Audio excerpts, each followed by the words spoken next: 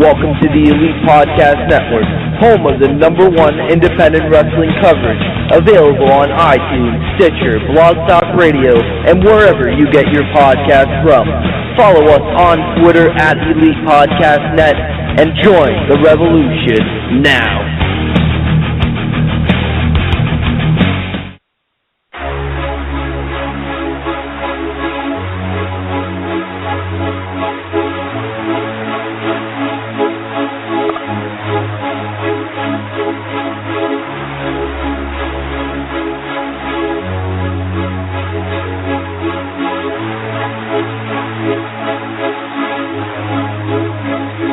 WHRADIO.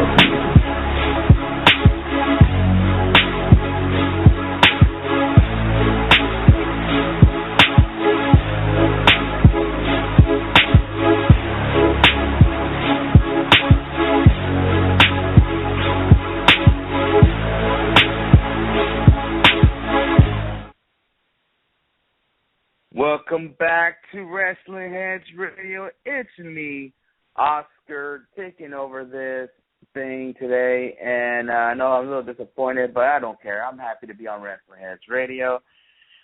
From the NYC, I got my little co-host out here, Mr. I'm lucky you're not a Mets fan because I would have fucking killed you right now. Mr. Tom, what's going on, Tom? What's going on? Crazy stuff happening always in sports. You got crazy stuff happening in wrestling, crazy stuff happening in playoff baseball. It's nuts, man. I love it. Yeah, definitely. Well, I know around the East Coast this weekend you guys got your Evolve shows, but out here in the West Coast, you got Stardom USA out here in the West Coast this weekend, so I'm very excited for that. I'll be there this weekend, and Skits will be there. So, but speaking about Stardom USA, we have a special guest joining us tonight. If you're from the California area, you mostly might have seen her up in the North Cal area. But if the name I'm going to say out right now, you should be familiar. Ladies and gentlemen, give it up for Brittany Wonder. What's going on, Brittany? Hey, how are you guys? Doing good. I've been good. We're having a great evening up here in the West Coast, and Tom's out here in the East. So we're all doing good out here, trying to stay, cool. It's hot out here in LA. So yeah. Oh, I know. It's hot in NorCal too. It's like 100 degrees, and it's in the middle of fall. And see, I'm over here, and it's like 49 degrees, 50 degrees, and it's good. It's good over here so far, but the snow's coming. I can feel it. Yeah. All right. Before we go on the show, I'll just let our listeners know, if you have any questions with Brittany Wonder, anything you can ask her, you can always call up at area code 347-945-5566, or you can tweet us at WrestlingHeads, and please be respectful. Brittany, I'd like to ask you the first question here. I just want to know how it all started. Like, where did you get trained at, and how did you get into business? Well, apparently the train totally doesn't hear the answer to this. But, no, I'm sorry. I'm in the middle of traveling to Los Angeles right now. Oh, cool. But, cool. Yeah, so I'm at the train station in Emeryville. But, no, the way I started into wrestling was when I was about 14 years old. I found a professional wrestling company in Sacramento, California by the name of Supreme Pro Wrestling. And I started training there. Sorry, it's coming to a stop. But, yeah, so I started training there. I started training there when I was like 15 or so, and then I was there for about a year and a half. I trained under the big ugly J.D. Bishop. Then I had to leave and move out of town and had to, like, basically give up wrestling. It was, like, heartbreaking. I had to go finish high school and everything else. And then when I was about 21, I ran into one of the other wrestlers from there that I knew from when I was a kid. And, you know, we were hanging out. And then we went and hung out with some more people. And then eventually made friends with a guy named The Riv and another guy named Jesus Cruz. And basically the Riv was nice enough to let me crash on his couch and go to wrestling school. We were kind of like, we are sort of like the three amigos. But, yeah, so I basically ran away from home with a backpack and a paycheck to sleep on somebody's couch to go to wrestling school. And here I am now. Sweet. I'd like to ask you something about your character. I noticed that you're almost like a superhero because I noticed in your wrestling attire you wear like Deadpool, Miss Marvel. That's pretty much the only ones I really see, but I see you mostly look like you have a superhero background as your gimmick. If I'm not mistaken, that's what it is, right? You're basically like a superhero, right? Yeah, I'm a superhero, and I'm basically stand for everything that's good, and I beat up all the bad guys. What other attire do you have? 'Cause I see the Deadpool and the Miss Marvel. Don't you have anything else? I have Miss Marvel, I have Deadpool, I have Duke Nukem, I have Psylocke. Duke Nukem, wow. I do have a Duke Nukem costume. I remember I was tripping out when I played that video game. I was like, oh shit, there's a naked girl in the freaking video game, and I was like, what, 10, I think? You're like, oh my god. Yeah. I don't know what's going on. Yeah. It's like the first time I see like a pair of tits in a video game. Like, whoa! It'd be like, this is before Grand Theft Auto and all those games. You see some crazy sexual stuff in video games, but I was like, whoa, a naked chick and Duke Nukem. But yeah, so yeah. So do you have Duke Nukem and who else? Oh, I have Duke Nukem, Psylocke, and Psylocke. Okay. I'm dressed as Toad. It's not my gear, but I've dressed as Toad on a couple occasions too. Toad, all right. So basically, from Super like, Mario Brothers, not X-Men. Yeah. So basically, like comic and video game characters, you wear their attire. That's pretty much what you wear, right? Basically, I mean, I normally stick to superheroes, but sometimes I step outside of the genre for certain shows for Hoodslam, and if I really like the costume, I can keep it and I can respect it. Maybe Supergirl will be next. I'm just putting it out, maybe. Supergirl could be I didn't hear you. Oh, Supergirl? Yes. I don't know. I've never been a super big fan of Superman. So, like, I mean, Supergirl's pretty awesome. Like, I like the backstory and everything, but I don't know. I've just never seen myself rocking the Superman colors. All right. Well, you gotta use up your Psylocke next year when X-Men comes out. So I think the Apocalypse should be great. So yeah, I can't wait for that movie. Yeah. I don't want to be hogging you all over, but I got Tom over here. He may want to ask you some questions. Go ahead, Tom. Yeah, obviously the big event going down this weekend that Oscar mentioned at the beginning of the show, Stardom USA Tour. Huge event. I'll be there. Yeah, Oscar will be in attendance as well as Skits because the Dodgers lost. But obviously going to be a big event for women's wrestling. You have some of the best Joshi wrestlers coming in from Japan and some of the best wrestlers here in the States. What is your mindset as somebody who may not be as experienced as some of the other girls, maybe somebody, who hasn't seen the world like they have? What's your mindset going into this weekend? I don't know. Like, I'm definitely nervous, which is weird. I don't get nervous. I'm actually like super, super, super excited. It's going to be fun working with, like, one of my biggest complaints about women's wrestling is I always wrestle the same people over and over again. So I'm really, really, really stoked to not only get to wrestle people outside of California, not just get to wrestle people outside of the United States, get to wrestle a bunch of awesome chicks from Japan. So I'm like, I don't know, I'm super duper duper stoked about it. Like, I wouldn't even think I'm like nervous. I don't feel like I'm going in at a disadvantage. Like, 'cause it's California. This is like my home. I'm California grown. I wrestle in NorCal. I wrestle in SoCal. Like, so that's not really a thing. But I'm freaking just super excited and stoked just to be able to wrestle with women of such an awesome caliber. Do you feel going into this weekend that you're going to put yourself on notice to anybody who may not be familiar with you, that this is maybe a big opportunity to say, hey, you may have heard of all these other girls before, but I'm going to step in and show you guys that I'm one of the best? I actually do that fairly often. I'm kind of the sleeper when I do new companies. Because I do wrestle at Hoodslam mainly, and I do a lot of adult shows. Like, I kind of like go in under the radar until people actually see me wrestle, or they see me come through the curtain, and then the crowd is generally so hooked at that point. There's no denying it. Like, it's cool. I'll always get, oh man, I just discovered a new wrestler, Brittany Wonder. She's freaking amazing, and that never gets old. So, the more that happens, the more people that discover me, the better off we all are, I guess. Everybody needs a little bit of wonder in their life. Oh, without a doubt, and should be a big weekend. I can't wait to hear all the stuff from Oscar and see the pictures. And I'll pass it back to you, Oscar.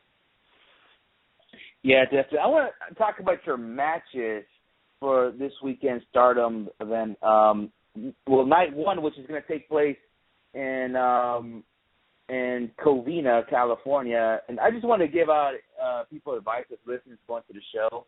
If you're planning to go, I would head there early because that 10 freeway is like, you're so unpredictable. It's like, I know it's Friday afternoon or late Friday afternoon, Friday night. You could get traffically, so you don't want to be late. So I'm just giving you guys a heads up. Get there early.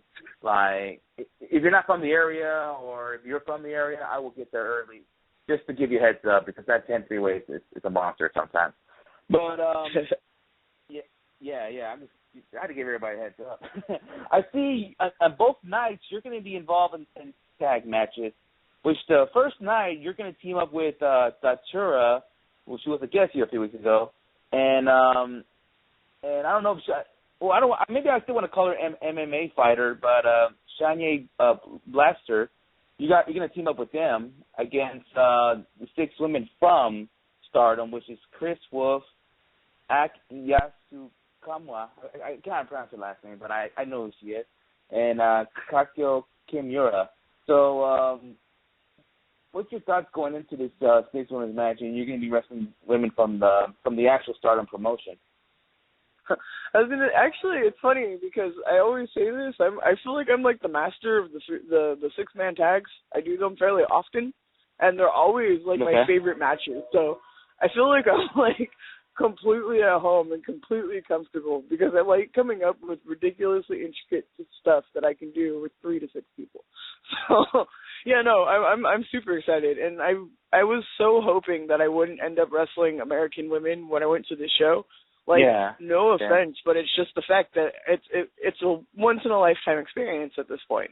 So I was like, man, the fact that I get to wrestle 3 women actually from Stardom, like I'm so stoked. I'm super excited. Like, it's going to be a blast. Yeah, definitely. And the show that which I'm going to in Baldwin Park, night 2 of the event, you're in another 6-woman match. Almost like the same wrestlers, but this time you're teaming up with Datura again and Nicole Savoy, which is one of my favorites. I know, she's one of my favorites too. Yeah, she's awesome, and she's very awesome in the ring. So yeah, we had her as a guest here a few months back. She's very nice, and she has one of our shirts too. But yeah, yeah, you're actually going against Ak Yukama, Kako Kimura, and Thunder Rosa. This time, it's like pretty much the same thing, but you have Thunder Rosa in there. But it's pretty much just I was going to ask you something, but you pretty much going to answer like my first question. You're going to be going in there going against all the Stardom women. I think you got in the ring with Thunder Rosa in the past, haven't you? Yes, I have actually. It's cool. I'm actually kind of stoked. It's like full circle. Somebody shared a picture of us on Facebook from like 2 years ago, and it was back when she was a fan. It wasn't even when she was a wrestler. So it was like really cool seeing like, you know, from that to this, and it was taken like almost exactly like the same day. So yeah, I'm really excited. It'll be fun. And then me and Nicole get to be the queens of co-op. I'm stoked. Yeah, I think it was last week. Was it Tom? We had Thunder Rosa on here, and we were tripping out like, oh yeah, she's only been wrestling for a year. Like, really? A year? You already been in Japan and all that? That's crazy. But it's gonna be interesting. I'm actually gonna be at the Baldwin Park event, so I'll be there. I'll be rooting for. I'm gonna represent the United States because I am an American. So I'm gonna cheer for you, and yeah, and then I can't wait for this event because I feel like I never thought I'd be at a Stardom event. So yeah, it's gonna be a fun and exciting event. So, and anybody that's listening, you guys should check it out. It's not it's just going to be a great show. You guys could come on and check it out. It doesn't matter where you're from. If you're from San Diego, Las Vegas, make the drive and, just have fun. So, yeah. Come down and you guys can have a blast. Trust me on that. All right, I'm going to go pass it back on Tom. Go ahead, Tom. Kind of wanted to switch over. We've been talking about Stardom a lot, and you mentioned it before. One of the promotions that you've heard about, but I've never really gotten a chance to see the shows in person because it's all the way in Cali, but Hoodslam, one of the, I'd say, more unique promotions out there, obviously kind of one of the promotions like we have out here on the East Coast, interspecies wrestling, where it's just craziness, it's debauchery, it's a whole bunch of stuff. How would you describe the atmosphere at Hoodslam as compared to a regular wrestling event? I don't know. I love doing regular wrestling shows, but there's just nothing that holds a candle to the experience that Hoodslam is. Hoodslam is a 21-plus show, so you don't have to worry about it being family-friendly. You don't have to worry about offending children. It's a 21-plus show. It has 4 bars. We have a live metal band that does most of the entrance music and all the tape breaks. We have live commentary, which the fans can hear, unlike on WWE and whatnot, where, it just goes right into the camera feed and the crowd has no clue what's going on. You can actually hear the live commentary over the loudspeakers. The wrestling itself is like a hybrid of everything we grew up with, everything we thought was cool as, children. We have video game characters, we have cartoon characters, we have comic book characters, we have original wrestlers, we have Drugs Bunny, we have Pooh Jack, we have just these insane parodies. It's just, I don't know, it's to me it's pro wrestling Disneyland. That's the best way I like to describe it. It's my happy place. Do you think that pro wrestling needs promotions like Hoodslam? Because I feel like a lot of fans, when they're going to wrestling shows, they're taking it not so seriously, but they're kind of critiquing a lot of things. They're kind of, watching the matches and seeing if it's a good match or not, and if it's too long or too short. And then you go to a promotion like Hoodslam where it's just you're drinking, you're having a good time, and you don't see any seriousness. So do you think a promotion like Hoodslam is kind of needed in pro wrestling to kind of add variety? Oh, yeah, definitely. This is going to sound really, really bad, but so many indie companies want to be WWE, all they emulate is WWE. So it's it isn't an alternative, it's just a knockoff. Hoodslam is so successful because it's its own thing. It reaches into all different avenues of media. As I said, it's video games, it's cartoons, it's if you don't like video games or cartoons, you like music. If you don't like music, you like women. If you don't like women, you like booze. If you don't like booze, you like wrestling. There's something for everybody, every single outlet out there. There's comedy, there's blood, there's we've had live deaths on stage. We've had people have their spinal cords ripped out and things like that. It's not the same old, and so many people try to be the same old, and that's what totally sets us apart from everything is, we're just so different, and we just go above and beyond. I don't know, it's really funny when we do something, and then, a couple of weeks later, we'll see the same thing on WWE, we're that's weird. Where the hell did you guys get a hot dog? We've had a hot dog for a year and a half. You know what I mean? So yeah, it's something completely different. And I feel if more independent wrestling companies were to try to do their own thing, as opposed to trying to emulate, the larger companies, independent wrestling itself would be a lot more healthy. Definitely, I'd have to agree with that 100%. Now I gotta ask because over the years, Hoodslam's been around for about 5 years now. If you could pick your favorite character from Hoodslam, the funniest, whatever, what would you pick? Oh, man, my favorite character ever? All time. we've done so many ridiculous things there. We did God once. Does God count? No, Scorpion Jesus. I'm going to put my money on Scorpion Jesus. We had Scorpion from Mortal Kombat dressed up as Jesus with telekinetic powers. That's a pretty good one. I'm a little bit partial to Fred Flintstoner. He's definitely one of my favorites. That was pretty amazing, yeah. Oh man, there's so many crazy characters. Most I think a lot of people's favorite is Poojack. Poojack and Drugs Bunny are, I think, two of the favorites of a lot of people too. But then you have, like, as I said, the Stoners, you have the Batabis, you have freaking BWO, we've had the Rugrats, like we've tapped into just about everything. We've even done a Star Wars gimmick one time. It wasn't a whole show, but it was like a scene at the show. So. Yeah, definitely. And like I said, so many funny characters. I love it. I wish I could get out to North Cal and see it because, like I said, I've heard great things about it, just a complete party atmosphere. So I'm going to be keeping on the lookout for whenever I can check them out or see them live. That's awesome. Well, we hope to see you when it ever happens. Definitely. All right, Oscar, I'm going to throw it back to you, man. Yeah. You know, what I think about Hoodslam is like, all right, each city has like their own wrestling promotion that everybody goes to. Like here in LA, it's obviously PWG. Cleveland was AIW.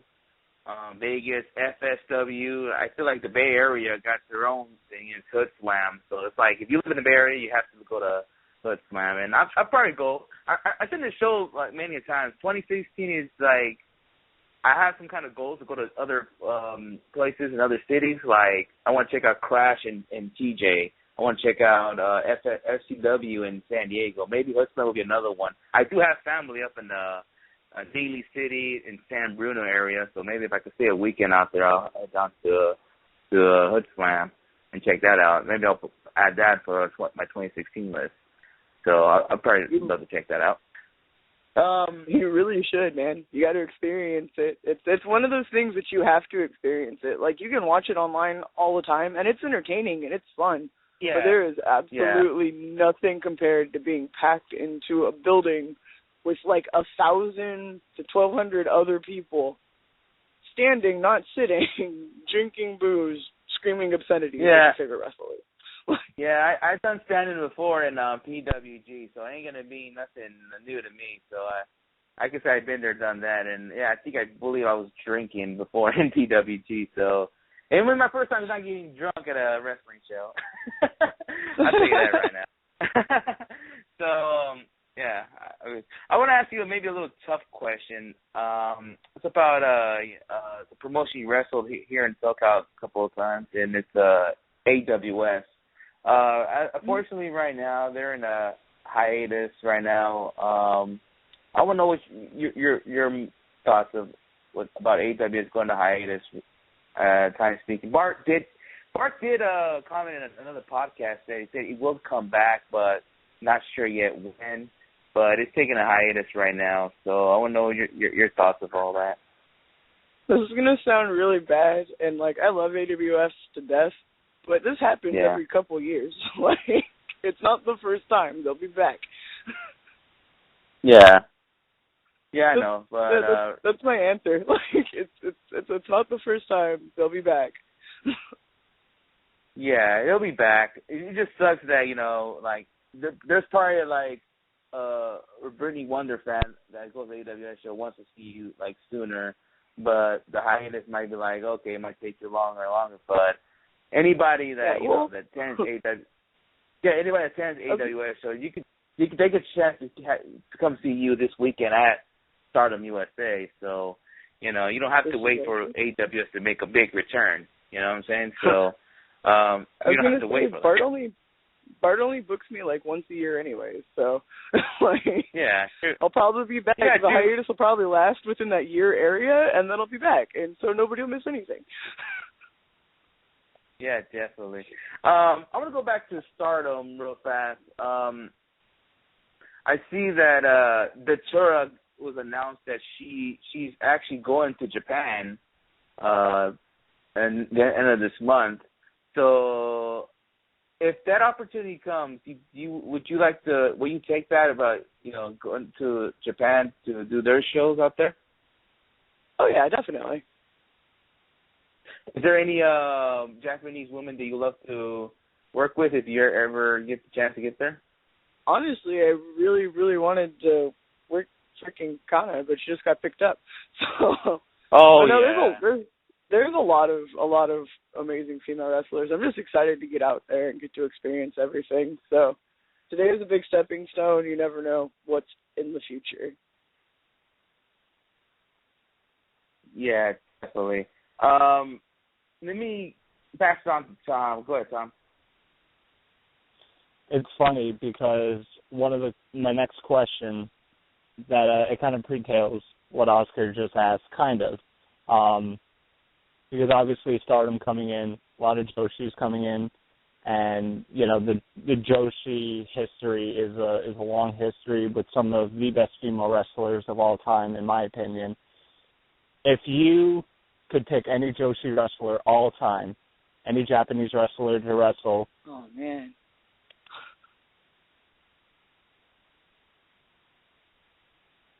Can I get back to you on this one? This is way harder of a question than the AWS one. Well, I got to bring out the tough questions. So it could be anybody. It could be somebody currently, somebody retired, anybody. I don't even know. I do feel like there's a rave going on in the top of that building, though. But yeah, no. I'll have to get back to you. I'll have an answer for you by the end of the podcast. All right. So I'll keep going with the history of Joshi wrestling. How much Japanese wrestling have you watched since you began watching wrestling or began training? Is it something you watch all the time? Are you really into it, or is it something kind of you watch sporadically? When I first started training, actually, Big Ugly had us watch a lot of Japanese tapes. We still he had 1,000,000,001 tapes from Japan, and we used to watch them all the time and go over stuff. So it's weird because it's I watched a bunch of it, but I was so young at the time. I never really learned anybody's names. I could recognize faces and things like that, but for the most part, I could never put it together. Nowadays, I still can't. But now it's kind of something I watch sporadically because, as I said, since I do so much Hoodslam, I have to do a lot of research into other characters too, as opposed to just pro wrestling. So I'm always watching different media sources and getting stuff for different characters and different ideas for this and different gimmick ideas for that. Because I love pro wrestling and I like the physicality of it, but I really, really, really like the character and persona aspects of it. Definitely. I like that. I like that you're not, because not to say that other people aren't invested in their characters, but it seems like their main focus is all right, I have to go out there and put on a 5-star match. That's the main focus, and then could be, as bland as, a brick on the wall. So I like that. I like that you're, focusing on wrestling, but you're I have to make my character interesting or else no one, I could put on the best match in the world, but if I'm not interesting, then no one's going to come out and see me. That is exactly it. Wrestling is about putting butts in seats. You can have the most amazing matches in the world, but if everybody's wearing kick pads and dun-duns, nobody's going to care because everybody's exactly the same. Oh, without a doubt, I agree 100%. All right, Oscar, I don't want to keep hogging all the questions, so back to you, man. All right. Well, I have one final question to ask her. I want to ask you your thoughts about this Diva Revolution going on in the WWE. I feel there's people that's they're cool with it or they're against it, but I feel there's a lot of opportunity going on for women wrestlers, not just in the WWE, but anywhere, no matter where you're at. I feel it creates more opportunity for women in wrestling.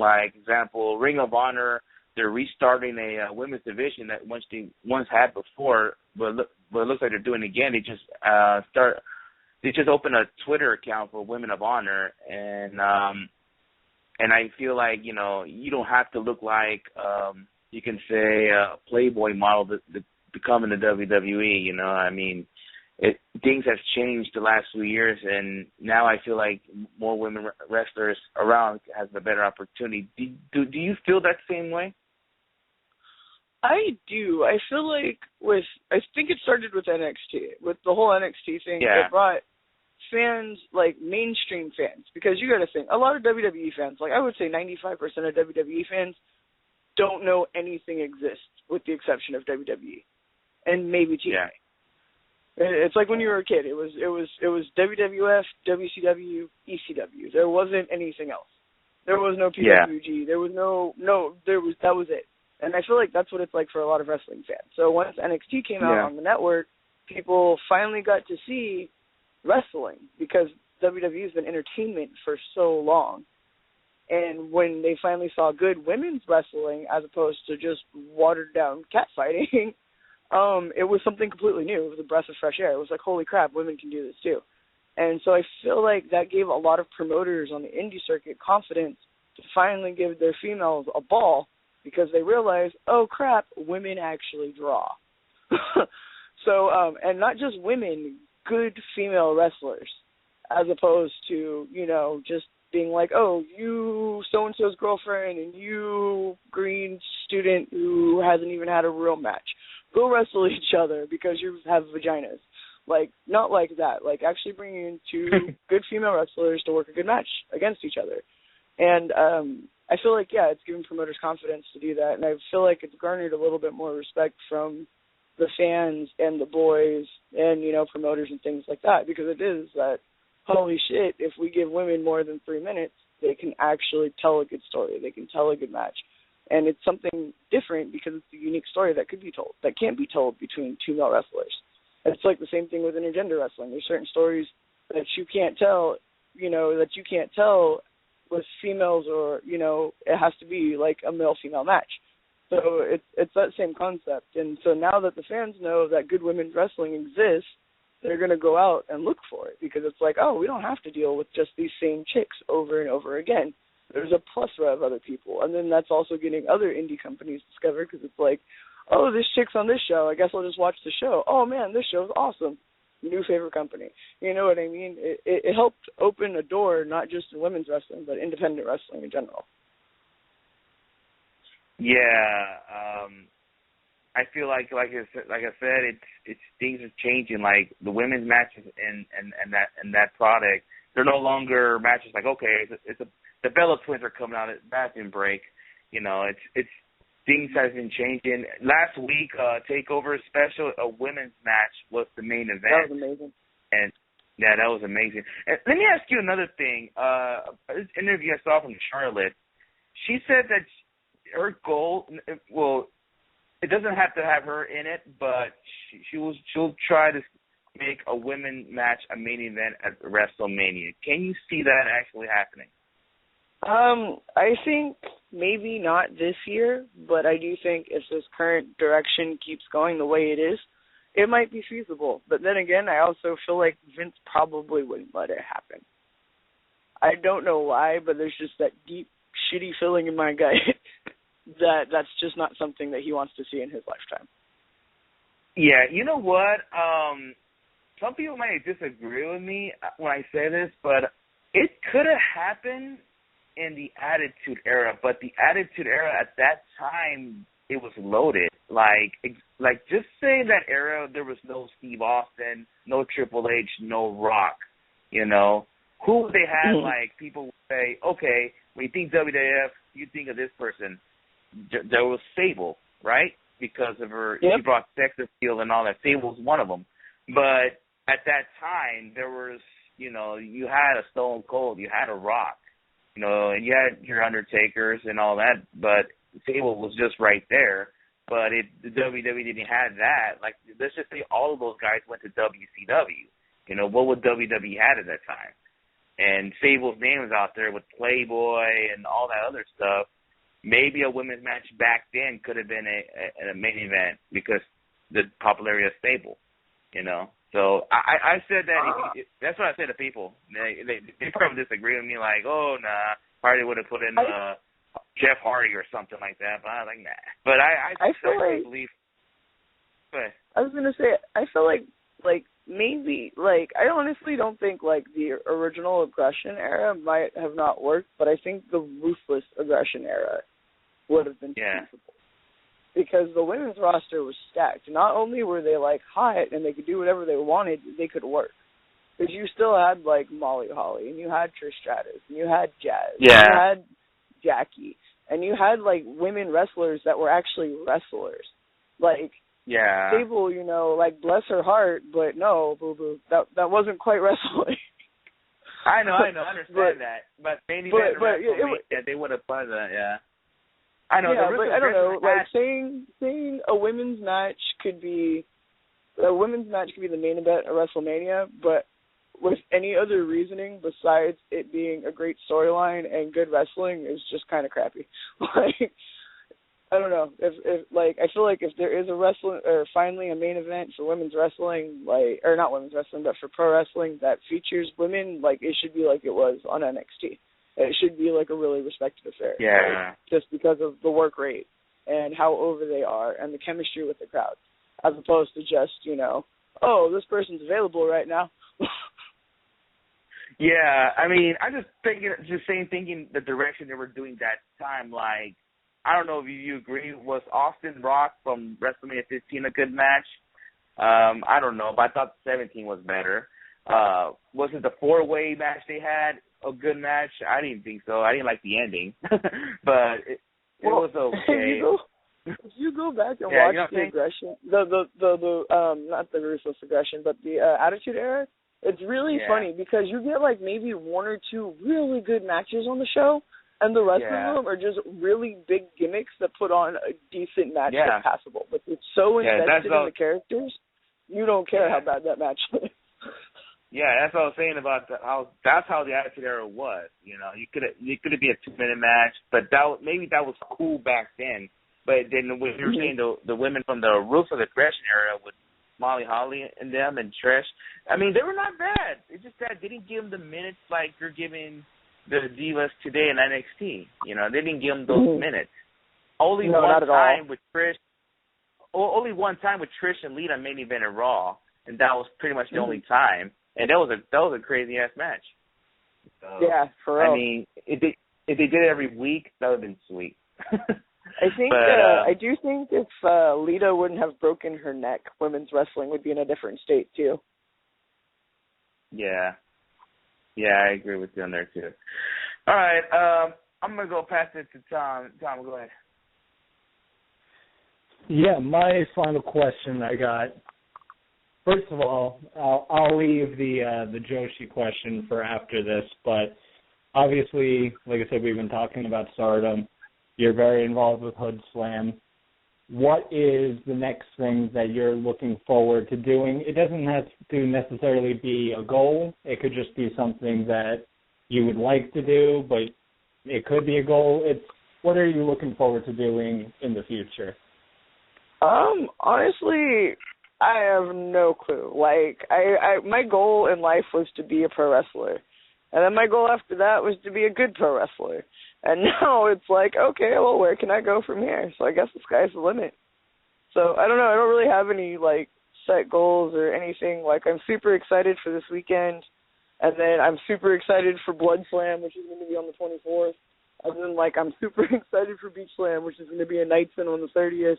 And then back to Hood Slam the next first Friday. Like, I don't know. I'm just excited to wrestle. I'm just happy as crap to be able to do what I want. Or I'm happy to be able to make people happy doing what makes me happy, if that makes sense.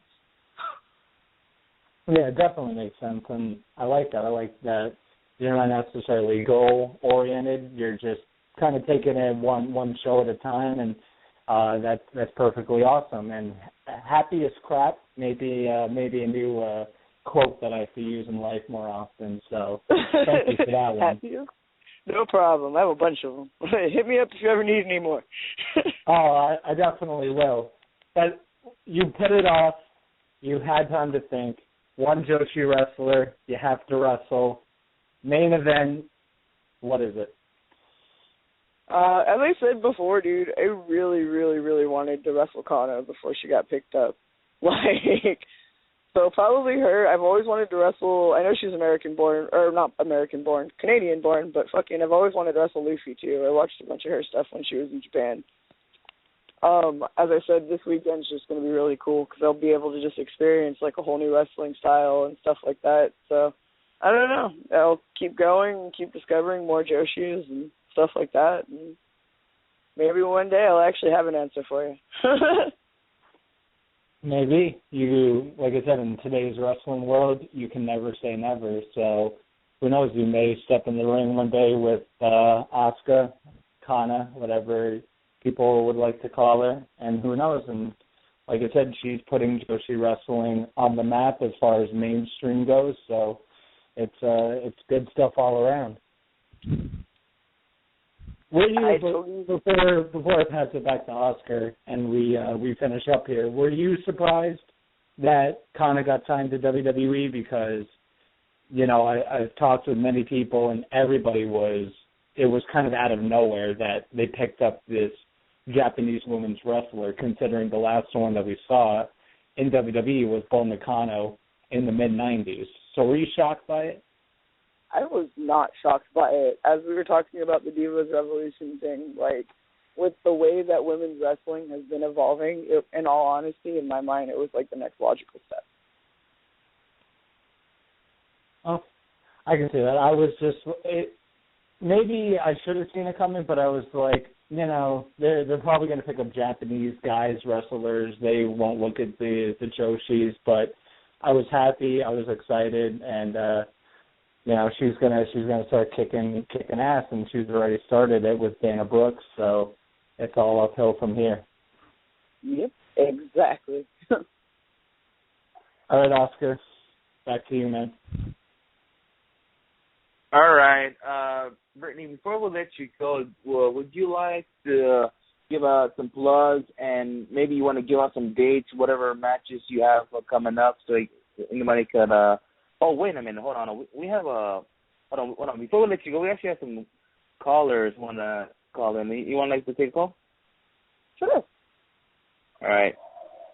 Okay, 310 area code. You're live on WrestlingHeads Radio. Who's speaking? February. Hello. That Romo told Brady see you in February? Yeah. When the game was over. Hey, prank call. Fuck him. All right, we're going to put in another one. Yeah. All right, let me put in someone else. There's someone else wants to get a call. Fucking idiot. Hope this guy's not another prank caller. All right, you're live on WrestlingHeads Radio. Who's speaking? Hello? Block caller? All right, you're shy there. Yeah, they're scared. All right, okay, before we let you go, you like to give out any plugs or want to tell any dates at whatever shows you got for it? Anybody could check out your wrestling in person? For sure. The next was actually the rest of my month. Let's see, we have tomorrow in Cornova, or is it Corvina? Corvia? I'm sorry, I'm not from SoCal. It's all Los Angeles to me. Yeah, it's Corvina. Okay, yeah, in Corvina, and then thank you. Sunday, Stardom in Baldwin Park. We'll shoot back up here to Northern California. Hoodslam is doing their first ever Blood Slam, which is going to feature a death match between freaking Akuma and Ken from Street Fighter. That's going to be amazing. There's going to be all of your horror favorites, all sorts of, like, random teenagers humping things, most likely, because that's how horror movies roll. Let's see. So that's going to be amazing. That's going to be at the Oakland Metro, October 24th, $20, 21 plus. And then we have Nights In. So we have Beach Slam and Nights In, and we're going to be sacrificing the loser of the tournament to the corn because it's Devil's Night. And that's what we do. That's going to be a blast. And then, yeah, actually right back to Hood Slam the first Friday of November. And actually I think there's Femmed Out that month too. So there will also be another month, or there'll be a drag show that month for Hood Slam later. So, yeah. I I think that's pretty much it. Oh, and then Wrestle for Charity is bringing me back for the first time since actually I wrestled daily there, which was like when I was maybe 2 months into this business. But yeah, so cool. I'm going to be wrestling there for the first time again next month too. So that'd be really cool. I think it's the 13th of November. All right, Brittany. Oh yeah, plug. Oh, go ahead. Forget about the plugs. I was like, oh crap, hold on, those are just dates, plugs. You can find me all over the internet. Brittany Wonder, just search for me. The Brittany Wonder is my like page on Facebook, at Brittany Wonder on Twitter, Ultra Girl FTF on Instagram. I'm always putting up stupid stuff. Check out Hoodslam always, birdswillfall.com. You can subscribe to the Hoodslam channel, get all of our shows for $2 a month, which is pretty amazing. And then also Action Coast Empire. Check out the Action Coast Empire Pro Wrestling TV show, which I wrestle on and I occasionally host. So if, you want a little bit more Brittany Wonder, you can have that in your life too. All right, there we go. Those are all my plugs. All right, Brittany. Well, I'm going to see you this weekend over there in Stardom, and we'll come to you and say hello. So we'll be there on Sunday. So, all right, Brittany, I'll see you then, and thank you for coming on tonight, spending your sweet time with us, and hopefully we can do this again in the future. Yeah, for sure. I'll see you guys there. All right, then. See you Sunday. All right, ladies and gentlemen, that was Brittany Wonder. She'll be in Stardom this weekend. You guys should check it out if you're near the California area. I mean, you guys really should check out the show. I mean, even who knows if they'll have another Stardom here in the United States. So, yeah, you guys got to check it out. Yeah, definitely. Like I said, it's a big attraction. Anytime you bring in foreign talent, whether it's from the UK, Mexico, Japan, it's always worth going out of your way to see the guys and girls coming from outside North America and the United States. So it should be a great weekend. I can't wait to hear about it. Like I said, from you and Skip. So it should be great. And like she said, people check out Hoodslam if you're in the Bay Area. Go check it out. 21 plus, remember, no fake IDs. And yeah, you can check them out. I think they're on YouTube as well, and believe they're on Smart Mark Video. Not sure, but if you look them up, you'll find plenty of stuff. And yeah, great chat with Brittany. She had a lot of great stuff to say. So another successful interview in the books.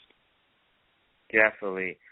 All right, we're going to take a little commercial break, and when we come back on, we'll probably talk a lot of news around the news, like we'll have some New Japan news, probably a little bit of Lucha Underground, and another more news about Alberto. Other companies are interested to see him. And we'll talk about some Evolve this weekend, which is taking place in New York. And maybe we should give out the card of the whole Stardom show that's going on this weekend. All right, we'll be right back. Hello, friends. This is Matt Seidel. You are using your brain and listening to WrestlingHeads. Respect. My name is Rich Swan, and we're at PWG. But you are now listening to the WrestleHead Radio. Hey guys, this is Pikachu, and I'm challenging WrestlingHeads Radio to a Pokemon battle. Boom, baby. You know what? I think I said this before, but I'm going to say it again. I would love to challenge Sue Young in a Pokemon battle. I'll download that app, Pokemon Go, and I'll challenge Sue Young and then see what she got. I would do it. I will hit her up, and I will call her out. You dare me, Tom? Because I would do it. Listen, I don't want you to get embarrassed because Sue Young is a professional of all things Pokemon. So really? I'm pretty sure she would whip your butt. But well, if anyone listening, you guys go back to the interview I did with Sue Young a few months back. Maybe it was almost a year ago. we had Stu Young on, and I used to cheat, so I did lie, cheat, and steal. I probably will do it again. Who knows? You know, the good thing about it, there's no referee. Tom, you're not going to be no special guest referee on here on this kind of battle, but we'll see. Maybe in 2016 I'll challenge Stu Young. But anyways, this weekend it's going to be, no, actually, it is this weekend. Evolve is going to be taking place. You say you're going to one of them, aren't you, Tom?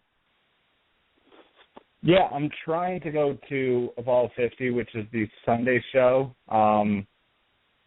I was talking to Mr. Skitz, who unfortunately is not here. He's probably throwing stuff along with all the other Dodgers fans, but messed up my ankle a little bit. Got some tests done. Everything looks to be okay. But, yeah, I'm definitely hoping to make it. If I can't, I'm watching on freaking iPay-per-view because it's going to be a crazy weekend for Evolve. Yeah, definitely. Let's just give out the card for Evolve 49, which is taking place in Queens, New York. All right. I'm going to just give out the main event already. Actually, no, let's just go by one before we go to the main event. But let's just see. Let's give it the card. The special attraction match. I don't know why they always call him that, but Matt Riddle will be going against Jonathan Gresham. To be honest, I'm not too familiar with Jonathan Gresham that much, but I know about Matt Riddle a lot. I don't know how can I explain to all you guys like what kind of match is this going to be, but Matt, sorry, not Matt. I'm sorry, I called you Matt. Oh shit, Tom, do you have any thoughts of this match going on for this weekend? I think it should be a good match. It's going to be interesting to see how Matt Riddle does. Obviously, coming off being an MMA fighter, transitioning into the world of pro wrestling, he was a guy I believe WWE was looking at, and obviously with the WWE and Evolve relationship happening, it seems as though they sent him there to kind of get seasoned a little bit and then maybe make his way to the WWE. Who knows? But, like I said, he's going to bring a lot of striking and technical aspects because of his MMA background.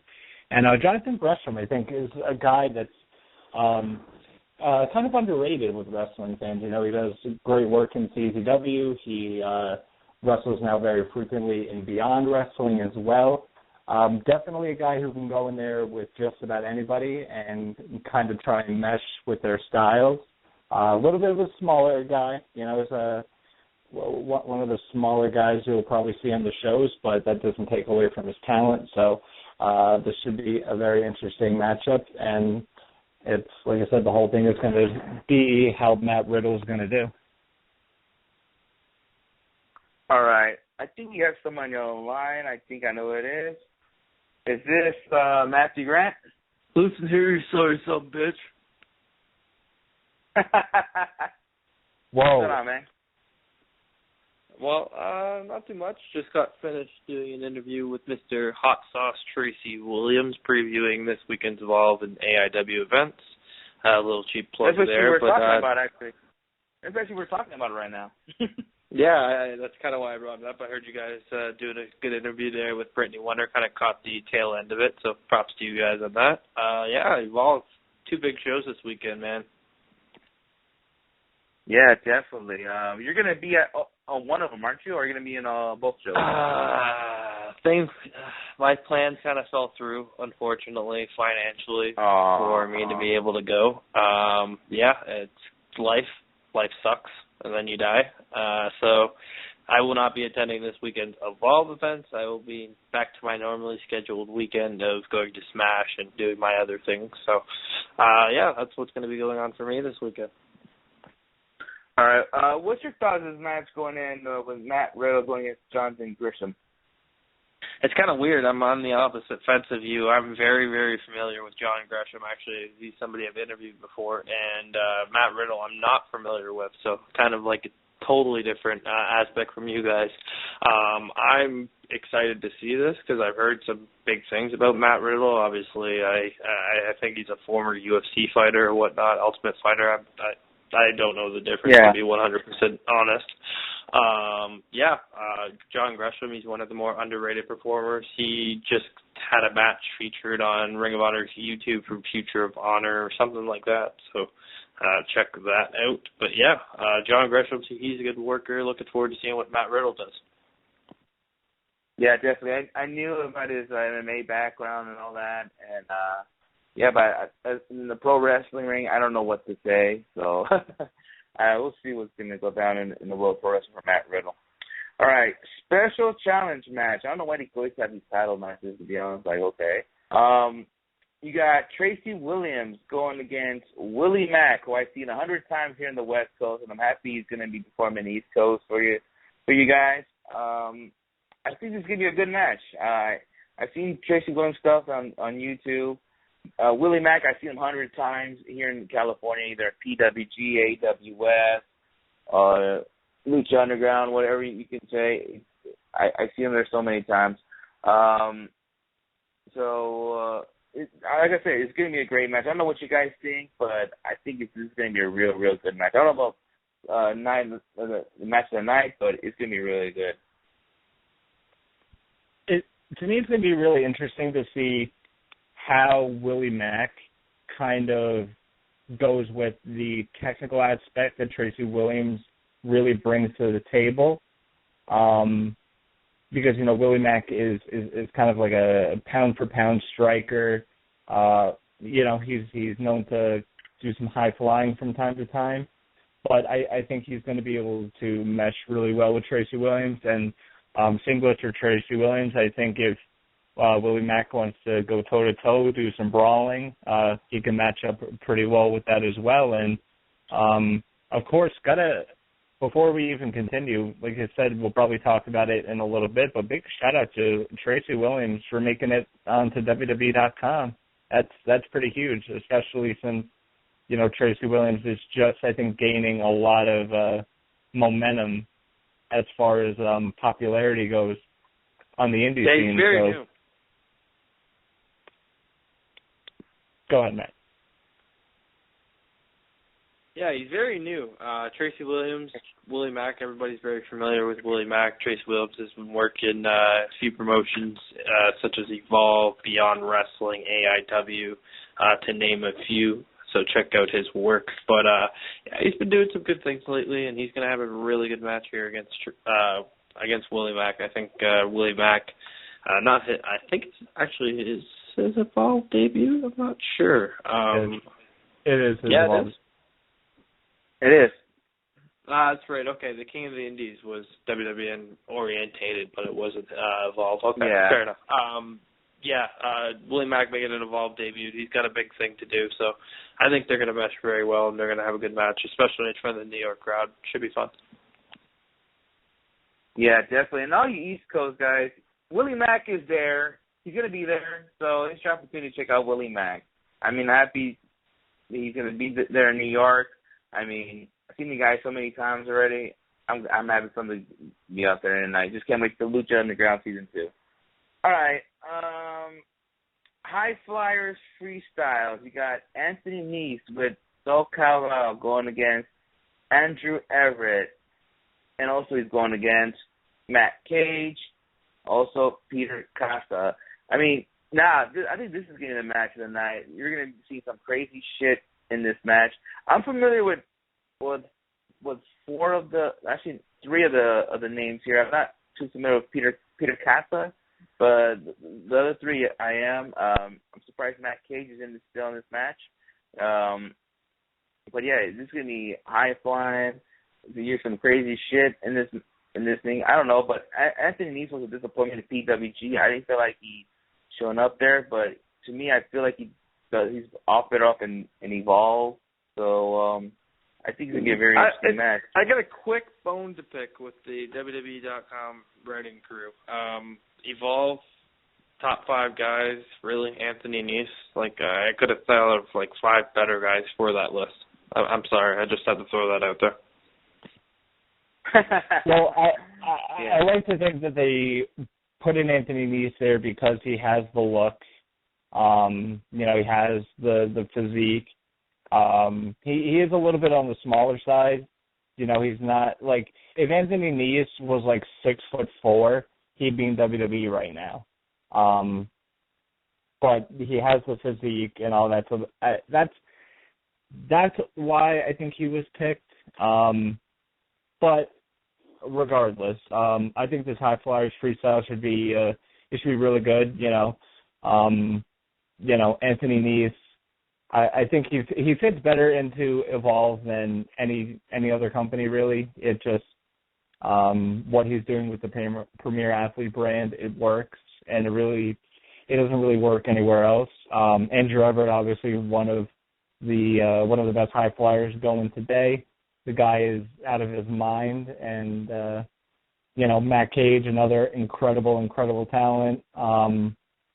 So it's good to see him, getting booked regularly and Evolve as well. And those 3 guys, Peter Costa, kind of a newcomer on the scene, definitely has something to prove.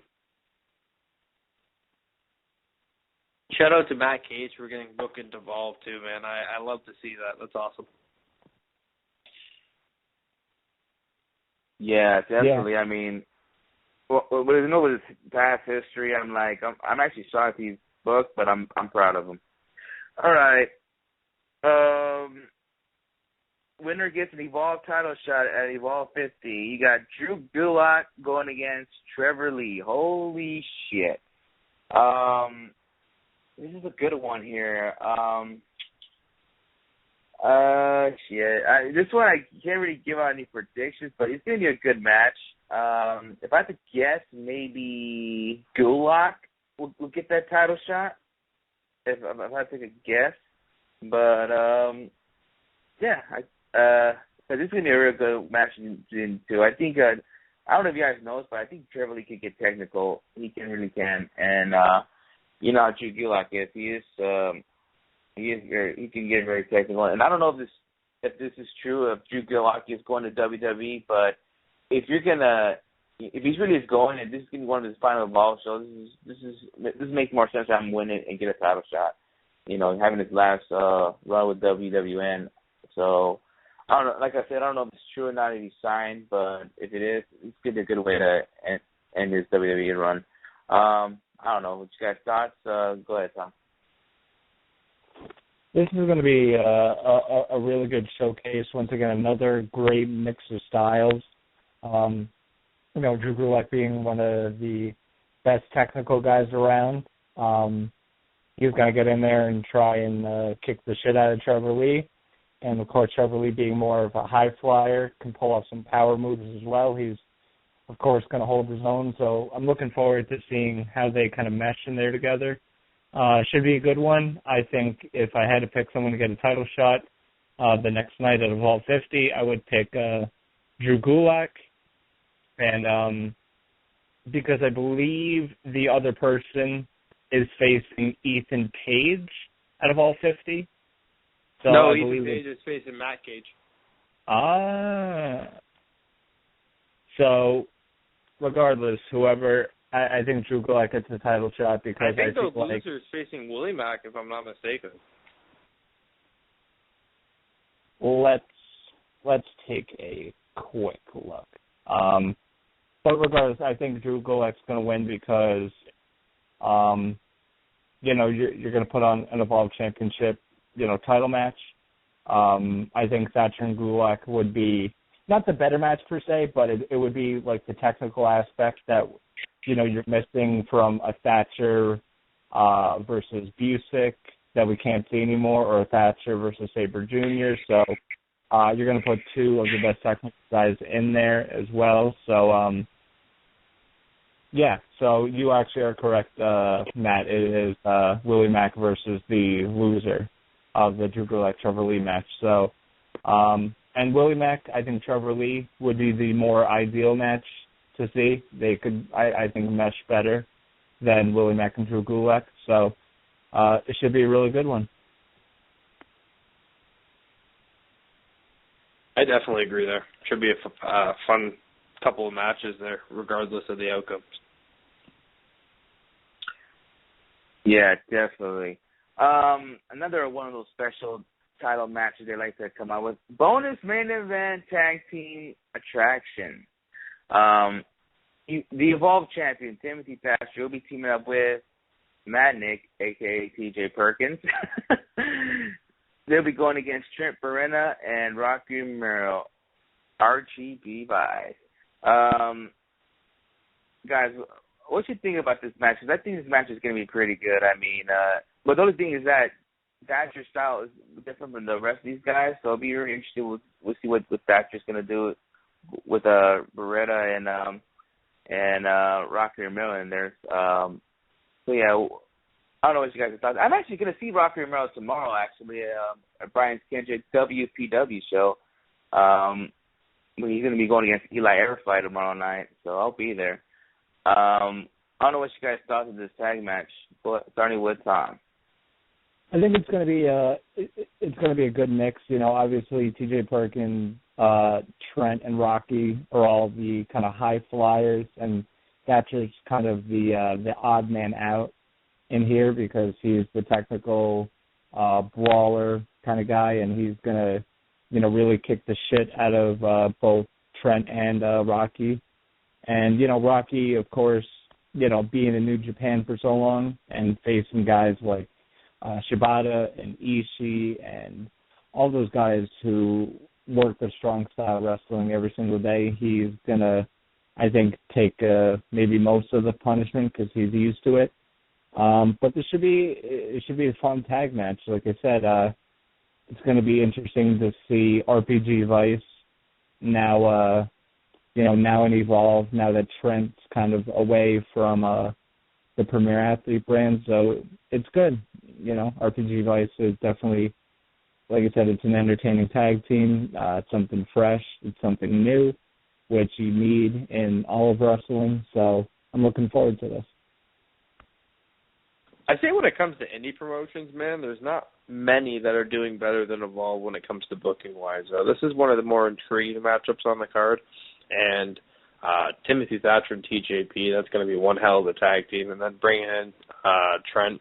Well, Trent's kind of a Evolve regular, but bringing in Rocky Romero and kind of doing the RPG Vice thing in Evolve is a fantastic idea. I think that's something that works out very well, especially considering the next day you're doing them against the Premier Athlete brand and continuing that feud.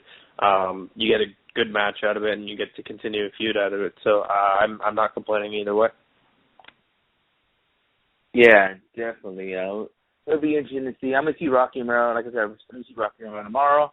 I'm pretty sure I'll be talking about this match tomorrow night with him. So, yeah, I will be seeing him tomorrow. All right. Then you can talk about the main event, which is an I Quit match. And if Gargano loses, he leaves WWN. It will be Johnny Gargano going against Ethan Page. Very interesting how this is going to end up. You know, with all this talk that Johnny Gargano could be heading to WWE full time. I don't know if that's any truth to that, but interesting. I don't know what you guys think. Do you guys think this is Gargano's last WWN match?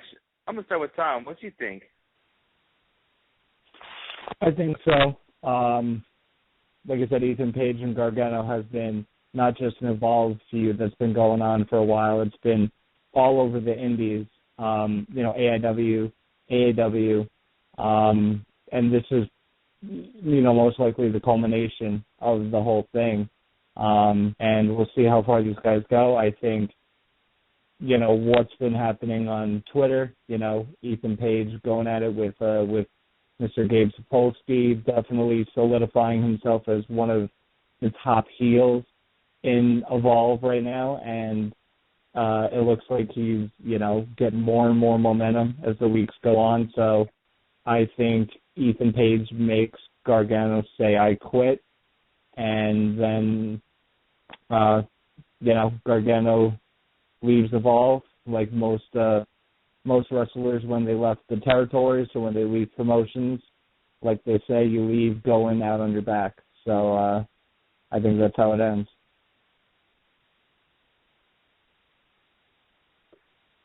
Yeah, Matt, what you think? You think he's leaving, or you think he's gonna stay with WWN? You know, I have my questions towards this match, to be 100% honest. Part of me thinks the obvious way Page is going to win, Gargano's going to be gone from WWNLIVE. But then the other part of me is like, that seems too obvious. So what if Gargano goes over to kind of continue the feud a little bit more? I really don't know. Like Tom said, if it is his last match, then he is going to go out on his back because Johnny Gargano is a true professional. So either way, it's going to be a fantastic match. And main eventing the show, Ethan Page, man, he's come such a long way. I got to give him props, man, especially a show with the magnitude that these shows have, especially with Sami Zayn coming in and all the publicity that's going on with the Evolve brand right now. To have Ethan Page main event this show is it's pretty insane. You know, you mentioned that you have a little bit of doubt in your mind that, you know, Gargano is leaving. The only thing that makes me think that this is the end is that it's an I Quit match. You know, I don't think you can really keep a feud going after, you know, this type of matchup, especially because, like you said, it is the main event of this show on a big weekend for Evolve. So I feel like they really couldn't push it any further. Like I said, this has been going on ever since Ethan Page got into WWN Live and Evolve. So I feel like you have to end it here. You can't keep it going. If you keep it going, then people are going to start losing interest in the whole thing, and that's going to hurt both Gargano and Ethan Page, I think. So you end it here. Ethan Page solidifies himself as the biggest heel in Evolve, and Gargano leaves and goes to NXT on to greener pastures.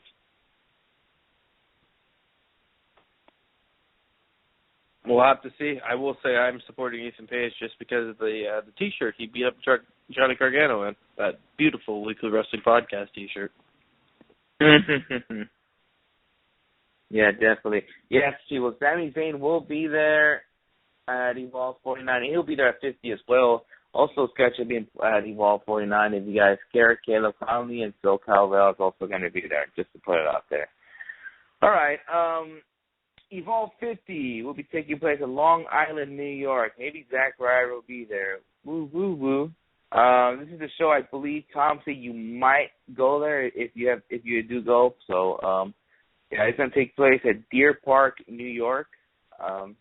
So you guys should check it out if you're from the New York area. If I had money, I will fly out there. No, actually, I'll be at Stardom on Sunday. But anyways, so-called bonus match. Ethan Page going against Matt Cage. We just talked about this a little while ago, but it's gonna be very interesting. I don't know. I don't think their styles clash. Or it's gonna be interesting because it's a first time ever match. So props to Gabe for for booking it. Yeah, I mean it's gonna be very interesting to see what's gonna happen. I can't really say, this is going to be a really awesome match. This will be the first time they've ever done it, but it would be great for them if they do pull out an awesome match. I think it's going to be more of a jaw-jacking match more than a wrestling match, but I think that's going to be fun to see them going back and forth, kind of clashing their styles together, something that Matt Cage and Ethan Page are known for.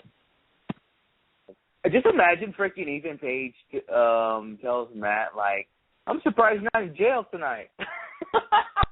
And, knowing Ethan Page, he could be a fucking dick, I do know him very, very well. He can be a character sometimes, that's for sure. Yeah, because I remember when I saw my PWG, he was like, MMA sucks. And he tried to show his bare ass. Well, he's right on that one. Yeah, he tried to show his bare ass to Sofia Vergara. In front of her boyfriend, too, by the way. So that took a lot of balls from him. Tom, you have any comments on this match? Yeah, like Matt said, it's first time matchup. Should be interesting to see how these guys mesh together. You know, they've probably seen the other guy wrestle hundreds of times, but never stepped in the ring. So it'll be interesting to see. And like I said, after what I think is going to happen at Evolve 49, it's, you know, Ethan Page is going to keep going as one of the top heels in Evolve. My only question is how far, you know, are they going to push things with Ethan Page? Because if you're going to solidify him as a heel, you know, obviously there's certain lines you can't cross, but with everything that's gone on with Matt Cage this year, I wonder if, because this is going to be on iPay-per-view, if he says something to kind of stir up trouble, says something to Matt Cage, you know. Obviously Matt Cage coming out this year, which was, you know, we talked about that and how brave that was, but that's something that could be used as a heel. I'm not sure how far they're going to push it. I don't even know if they're going to do it, but it's just kind of an idea. So it'll be interesting to see. I didn't even think about that. Oh, my God. Honestly, that's the first thing I thought about. I'm like, I wonder if Ethan's going to say something. I know he's a dick, but is he that much of a dick? I wouldn't put it past him. Fuck it, let him be a dick. That's the best thing about Ethan Page. Let him be a dick. Fuck it. I gotta wonder though, with Timothy Thatcher kind of being a babyface, does that mean they push Page to the moon and push him against Thatcher? Hope so. That'd be freaking sweet. But I know our caller over here would love to see Ethan Page get in the Evolve title scene. Oh, what the fuck? He hanged up. Kids, why the fuck you hanged up, you jackass? Whoa. I was gonna put him on right now, but oh well, he hanged up. You're a moron. Now, let's just move on, shall we? High flyers battles. You got Andrew Everett going against Peter Costa. Like I said earlier, I'm not familiar with Peter Costa, but I know Andrew Everett's a high flyer. I've seen him do some crazy shit in PWG and ROH, CCW. I've seen them all the last couple of years doing some crazy shit. Tom, you have a comment on that match? Yeah, just like I said, I think Peter Costa has a ton to prove this weekend. Definitely, like I said, you get in there with Andrew Everett, one of the best high flyers, like I mentioned. And if he can go toe-to-toe with him, we know there's something, you know, down the line for him. There's going to be a bright future, but it's going to be hit or miss, you know, if he messes up or if he can't keep up with Andrew Everett, who knows what the future holds. Because, like I said, when you're going against guys like Andrew Everett and Ricochet and those type of guys that are at the top levels of high flyers in pro wrestling, you have to be on top of your game and you have to prove yourself. So it's going to be interesting. Hopefully Andrew Everett doesn't, like I said, every time Andrew Everett steps in the ring, he's one of the most entertaining guys because he's one of the best high flyers. But I always cringe because he always does something that it looks like he's going to kill himself. It's like AR Fox. Every time AR Fox steps in the ring, I think he's going to injure himself because he's nuts. So hopefully Andrew maybe takes it a little bit easy this weekend. Yeah, definitely. Matt, you got a comment on that match? It's good to see Andrew Everett in Evolve. He hasn't been booked regularly there. I'm not sure like what's going on because he was doing Ring of Honor before he got injured. He was kind of like floating all over the place. I don't know what he's doing now, but it's good to see him in Evolve. It's good to see him getting some opportunity. Not too sure who Peter Casa is, like we've already covered, but I'm sure it's going to be a good match. I think you need to kind of nudge the word to bring Andrew Everett up to Canada. I was going to say that right now. I literally, I talked to him about that while I was at Bowl. I'm like, dude, how haven't you been booked up here yet? He's like, it's in the works. It's in the works. So. Yeah. So, I mean, imagine Smash Wrestling, Mike Bailey versus Andrew Everett. I think that would sell some tickets. I definitely agree with you, man. I definitely agree with you. By the way, Mike Bailey, what a dude, man. AAA deal. Props to him. Yeah, we'll get to Mike Bailey. I heard some rumors about Mike Bailey and something else, but we'll talk about it a little later. Yeah, we'll talk about that a little later. Next match. What the fuck's my card at? Okay, here it is. Matt Riddle. Well, they made the title again, special attraction match. You got Matt Riddle going against Chris Dickerson. Holy shit. I think this is going to be a great one right here. I mean, especially Matt Riddle with the MMA background. He could get technical because he does know some fighting skills involve submissions and all that stuff. So I think this could be very technical. This is surprising everyone. I don't know what you guys think, but I'll start off with Tom. Yeah, it's going to be a hard-hitting matchup. You know, Chris Dickinson is a guy who goes out there and tries to beat the shit out of people, tries to go as hard as he can, so he's not going to take it easy on Matt Riddle, and I think Matt Riddle expects that. Very surprised, honestly, to see Chris Dickinson kind of not booked and evolve more because, you know, I think he does live in New York, so I don't know why it took so long. You know, I don't think Chris Dickinson is, you know, like a top priority, and that's no offense on him, but it's good to see him in there. I think he's a good talent. You know, he's a good heel. He knows how to be an asshole. So, and I'm sure he can agree with that statement as well because he does it well, and he manages to get a lot of heat. You know, obviously with the whole Kimberly thing that happened this year. So it's going to be interesting. Yeah, definitely. Before I pass on to Matt, we got someone in the line now. Mr. Skits, what's going on, man? What the fuck happened to the Dodgers, man? I don't want to talk nothing about the Dodgers right now. Let's talk wrestling. I don't blame you. On that. So we're going to this Evolve show. What the hell's in the background, man? I'm in a shuttle right now, so I just decided to call while I'm in the shuttle. All right. Well, we're going through this Evolve card. That's what we're doing right now. But Matt, what's your thoughts on that match with Matt Riddle and Chris Dickinson? You know, it's very interesting. I just was praising Gabe about how he's got a great eye for talent, and he's always keeping his eyes open on debuting talent. You know, you see guys like Matt Cage, Willie Mack, and Chris Dickinson making his Evolve debut here, man. That's so awesome. I'm really excited to see all these new names, these big spots open. So new names got to step up to the plate here, man. It's going to be a big weekend for Evolve. I have a feeling we're going to see some new regular talent. Yeah, definitely. I want to know what Skits' thought. I don't know if he's familiar with Matt Riddle, but he's going against Chris Dickinson. I know Skits is very familiar with Chris Dickinson. You have a comment to that match? Yoo-hoo, Skits. Skits, you're on. Ladies and gentlemen. My bad, I was on mute. I didn't know you were talking to me. I thought you were talking to Bastille.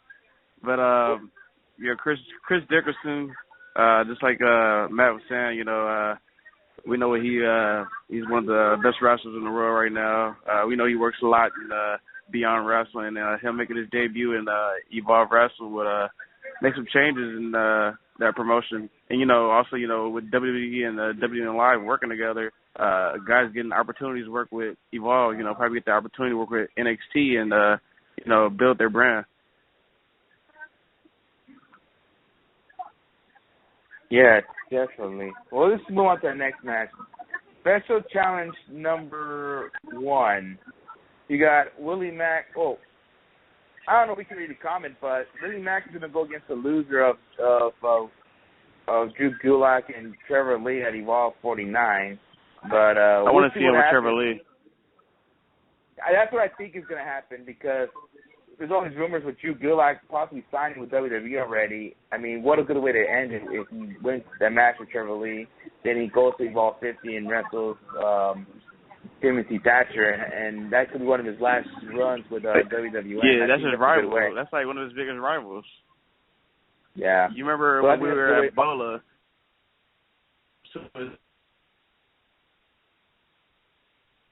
What was that, Skip? They've done this before, Biff and Thatcher. All those guys pretty much have a lot of wars and evolve. So, you know what I mean? Yeah. Yeah. So that's what I said earlier. I mean, that's a good way for a good luck. But Trevor Lee and Willie Mack would be freaking awesome. I mean, it's too bad we never get to see that chance in PWG. And we'll probably get to see him Evolve 49. And goddamn it, Skid. My bad, bro. It's pretty loud in here. I'm just trying to press mute when you were talking. All right. Well, I'm gonna continue talking then. Let's just talk about this other match. T.J. Perkins against Tracy Williams. Holy shit! I just feel like they're like the same. Isn't Matt? Hold on. Doesn't my boy Matt have Tracy Williams on the show? He did. How was that, Matt? Yeah, Tracy was a good dude. That probably will be posted either tonight or tomorrow. So stay tuned for that here on the Elite Podcast Network. Yeah. Yeah, definitely. Tom, you have a comment for this match in T.J. Perkins and Tracy Williams? And put on mute, Skid. Sure. Yeah, I think it should be a really good technical matchup. Like I said, Tracy Williams is definitely gaining a lot of momentum. And T.J. Perkins could go out there and work any style.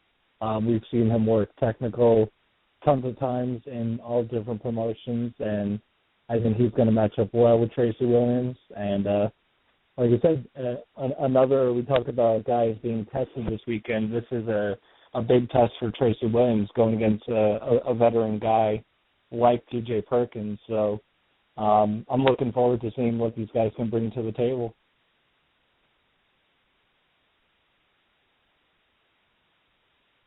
Absolutely. Matt, you got a comment for that match?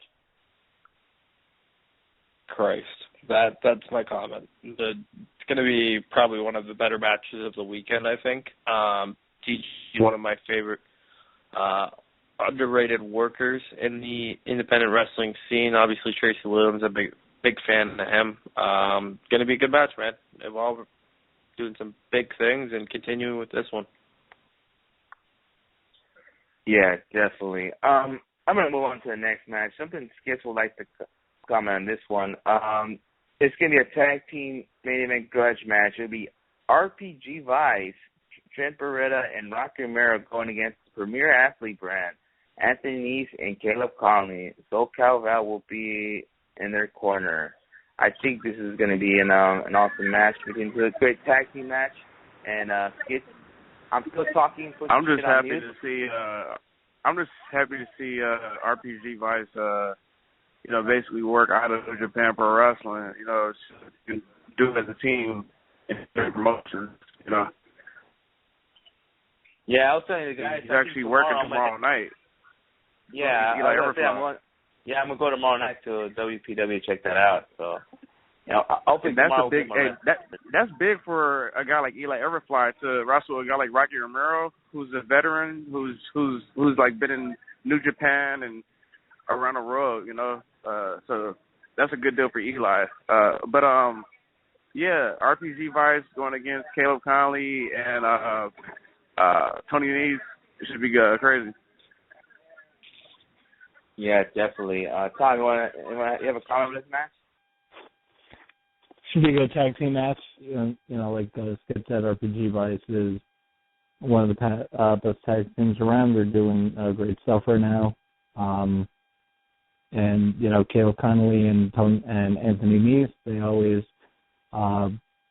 put on good tag team matches with whoever they're going against. So it's going to be interesting to see. And like I said, I want to comment on. Go ahead. I want to comment real quick on Rocky Romero and Trent. They had one hell of a match with Red Dragon at the New Japan event last Sunday. So, these dudes are definitely doing great as a team. I gotta agree with that, and like I said, it's going to be interesting to see if Caleb Connolly maybe starts getting pushed a little bit. You know, it's kind of been hinted at a couple of times, but nothing's really come about yet. So shout out to Caleb Connolly on the Caleb Connolly versus Everybody T-shirt. Oh shit! Yeah, it's funny. It's funny because I was at work and I saw this dude. He had a Tom Brady versus Everybody T-shirt on, so it's definitely getting around. Detroit versus Everybody is the original brand, so it's definitely getting around. Fuck Tom Brady, by the way. Matt, you have a comment in this match? No, but fuck Tom Brady. Yeah, and the main event will be the champion Timothy Thatcher defending his title against the winner of Gulak and Trevor Lee, which you already talked about it. We all thinking it's going to be Gulak, so it's going to be very interesting. You guys can check it out on WWNLIVE.com or go to Deer Park, New York to check out the show. Unfortunately, I'm not going to be watching it because me and Skids here are going to be at Stardom USA. So, yeah, it's going to be a great show. You guys should check it out. Yeah, it's going to be a really, really great show. And Sami Zayn's going to be there. So we'll see. I mean, we'll see what's going on with the relationship with WWE and WWN. Like we said on Monday, we could be seeing guys like Tyler Breeze in Evolve shows, or we'll see more Evolve guys like Ethan Page in NXT rings. So it would be very interesting. So we'll see. You got everybody listen to check out. Did you guys talk about the article on WWE.com? Well, yeah, I was actually going to get to there, but yeah, let's just talk about it. We did talk about Tracy Williams on the article and not Ethan Page, Anthony Nese. Tony Nese. Anthony Nese. Tony and Anthony, same thing. Same shit. Yeah. Yeah. So. What you thought about that? Yeah, like it seemed like they were pushing Tony Nese to be the next guy to show up from Evolve to NXT. I saw Biff on there too. Yeah. I don't know if it was Tom or Matt mentioned earlier that they would have put a better list. I don't know who was it. Was it you, Matt, that said that? It wasn't a better list. It was just the fact that why put Tony Nese on there when he's kind of like outdated, in my opinion. I hate to say it. He's a good worker, but you know, in today's independent scene, I wouldn't say Tony Nese is the kind of guy you would put up there before anybody else. You know, if I had to make some changes to that list, see, one of the things is I don't know why they put Gargano on there, because Gargano's already been on NXT, so it's like people already kind of know who he is. So I didn't really understand putting him on there. If I would have put people on there, I would have put Zack Sabre Jr., of course, Timothy Thatcher, Trevor Lee, Ethan Page, and Tracy Williams. So I would have swapped out Gargano and Anthony. I would have had a different list. What was your list? My list would definitely, I would have to put Caleb Connolly on there because they're pushing him like crazy. Caleb would be one. Of course, you put Timothy Thatcher on there because he's your champ. You got to put Drew Gulak on there because I don't think a lot of NXT, well, of course, people like us know, but I don't think a lot of people know who Drew Gulak is.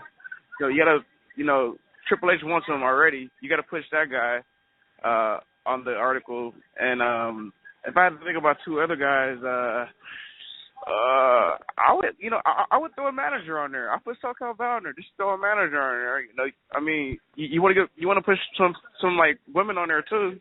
You might as well throw her on there. Yeah, but I don't know if in NXT, you know, I don't know if the women manager met things out there, but I feel like in NXT, you know, the last women's manager was Lana. They came out of NXT. Yeah, but that's before they made the women's division how it is today. You know, it was just like a different timing. Now this time is like, okay, let's just look for focus on wrestlers. I'm not saying that has to be the list. I'm just throwing out an opinion. That's all. Might as well put Heather in that list, ring announcer. I'm just saying. But, yeah, I mean, I saw the article. I saw freaking the Timothy Thatch. I saw Zack Sabre Jr., which it would not surprise me they'll sign him because I know he's doing big things in the Indies out here, and there's talk that he's moving out here in California for he can be booked in PWG more often. But yeah, I don't know if that's any truth to that, but yeah, we'll see him in the next PWG show which I'm hearing it's always in December, but I'm a patient person. I know you're not, Skits, but yeah. We'll see. Maybe in 2016, Zack Sabre will be signed to WWE, and I know you guys would be up for it. You like to see him in an NXT ring, so that'll be very interesting. All right. Yeah, I was thinking about this when they posted that article about this whole thing, and they put Zack Sabre Jr. in there. Obviously, Zack Sabre Jr. is one of the most talented wrestlers in the world right now. Only problem that I see with Zack Sabre Jr. is that not a lot of WWE, I'm not talking NXT, because a lot of NXT fans will go crazy for Zack Sabre Jr., and they'll appreciate the technical aspect that he can do in the ring. But I'm talking about Raw and SmackDown. I'm worried that those people won't be able to get his technical skills, why he bends people's wrists and puts them in different maneuvers and how he gets out of submissions. That's my only fear and concern. Are you talking about the best technical wrestler in the world? Yeah, and another thing that worries me about Zack Sabre Jr. is kind of that he is a little bit of a skinnier guy. He has the height, but he is fairly thin as compared to a lot of wrestlers. So that does kind of concern me as well, but I think he's going to get signed eventually. Either way, it was just a couple of worries coming out of this. Definitely. I was gonna move on to I think you guys saw that New Japan event. I haven't even seen it yet, so I don't know what's going on. I heard some more news. Show was dope. Yeah, I heard they announced that. Yeah, I heard they made an announcement that Wrestle Kingdom will not be translated on English next year or next event, the next Wrestle Kingdom event. So I heard they announced. Well, they just had this event was translated in English from Kevin Kelly and Matt Striker. So Matt, if you want to drop some New Japan, just letting you know, Matt Striker and Kevin Kelly did this one. Yeah, and with New Japan, nothing against Matt Striker and Kevin Kelly. I think they did an okay job here. It was just that it was very obvious that Kevin Kelly really didn't know what was going on. Like, there was times where he would kind of like stall or mess up with some things. And, Matt Striker wasn't, I think, as bad as he was. Like, he wasn't bad at Wrestle Kingdom, but he would have these random, like, spurts and these random moments where he would, like, say something stupid or nonsensical. There's something, that if you're trying to present a serious product, you shouldn't be saying, like, when he was saying, I'm marking out, like, you don't say that on a New Japan pay-per-view.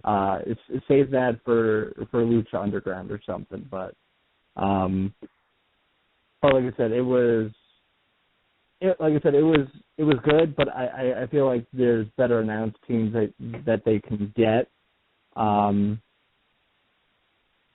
But we'll see what happens with it going forward. As of the event was good. There was really no match of the year type of matches on here. the botched finish that kind of happened between the Red Dragon and Roppongi Vice match definitely hurt that match a lot. I don't know if you want to know any spoilers, Oscar. Do you mind if I you just go for it. Go for it. I don't have New Japan World, so I'm probably not going to watch it anytime soon. But go for it, dude. Yeah. So Takaki Watanabe debuted here. So he's back in New Japan, and it was really weird because when he debuted, it kind of seemed like the crowd was a little confused because nobody recognized him because his look changed since the last time he was in New Japan. And so he came out during the Tanahashi-Naito match, and it was funny because Tanahashi had freaking Captain New Japan having him as backup. Like, what the hell? Like, that is the worst backup on earth. I'm pretty sure if you asked any of us to be backup, if Tanahashi asked any one of us to be backup, we would have done a better job than Captain New Japan. But, Watanabe is now in New Japan. I don't know if we don't see him in Ring of Honor anymore. I don't know if he's done with being in North America for the time being. But it was definitely interesting to see. And like I said, this is a guy over the last couple of years that we've seen kind of grow as a wrestler. Matt's, seen him in person and seen him put on some good stuff, and we've seen him in Ring of Honor. So it was definitely interesting. Like I said, Tanahashi and Okada, like I said, happening at Wrestle Kingdom. The main event was really good between Okada and AJ Styles. Another great match between those guys. Ishii and Makabe had another good match. And Ishii got, the title back, which is it's something I really didn't like because they've been flip-flopping the title so much. But it was still a really good match between those two. They always they definitely bounced back from a couple of their other matches. One of the big stories, of course, from King of Pro Wrestling was setting up Carl Anderson versus Nakamura for Power Struggle, which is happening at the beginning of November, which is the last really big event before Wrestle Kingdom. I know they have the Tag League going on in December. They also have the Super Junior Tag League coming up as well. So that was another big thing. And Kenny Omega and Matt Sydal put on a hell of a match as well. It's so fun to see Matt Sydal getting more and more, time in different companies. I think he fits so well in New Japan. Matt Sydal is completely on fire in 2015. And I was thinking about it, and there's no doubt in my mind he's going to be really pretty close to the top on my list. I don't know about top 20, but definitely close. Matt Sydal has had a phenomenal year, and it's great to see. Yeah, definitely. Like I said, I haven't seen the event. I think the only one I've seen was just you and Skits, but I'm pretty sure it was a good show, and it's you guys should check it out if you have New Japan World. But I want to hear a little rumor I heard about a possible name that could be heading to New Japan, but unfortunately, El Patron's AAA contract is running out pretty soon, and there's, like I said Monday, WWE is interested in bringing him back. Also, there's TNA's really want to sign him, and New Japan would like to sign El Patron. But if he decides to leave AAA, I'm gonna ask all you guys a question. If he decides to go to New Japan, who would you guys like to see El Patron work with in New Japan?